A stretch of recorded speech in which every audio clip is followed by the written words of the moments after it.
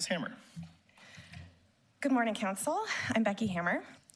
This is where I'd normally say how long I've lived in Alexandria, but I'm not going to do that today because I object to the notion that it somehow determines the value of my opinions. I shouldn't need to say my number in order for anyone to believe that I'm all in, I care deeply, and I'm not going anywhere. This debate has brought out some ugly sentiments around ownership. Who gets to make decisions about our future? I've been disheartened to hear prominent voices in the pages of the Alexandria Times denigrate residents who are newer to the city than they are. But Alexandria doesn't belong to any one person or group. If you live here, your perspective counts. So here's mine. I support this proposal for a number of reasons. First, the current housing situation is untenable.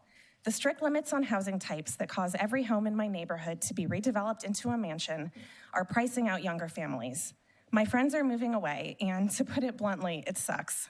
We need more options. Second, as an environmental attorney, I've dedicated my life to fighting for a healthy and sustainable planet. There's not much that matters more to me than ensuring a livable future for everyone, but especially for my 6-year-old daughter.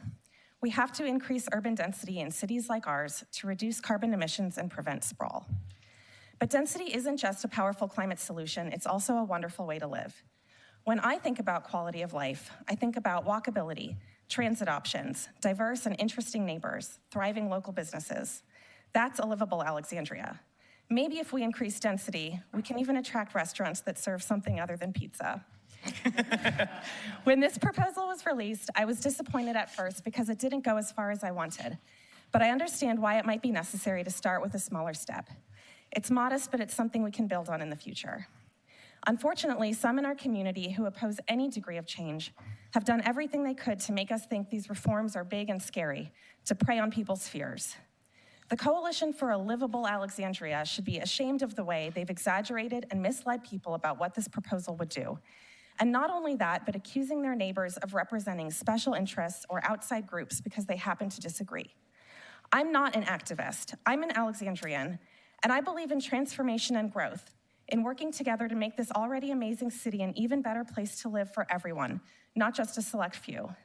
Council, we elected you to do this. The candidates who ran on platforms of exclusion and the status quo, they lost. That's how we got here. So let's move forward, and let's remember that the character of our city lies not in its buildings or its number of available parking spaces, but in its people and in the spirit of our community.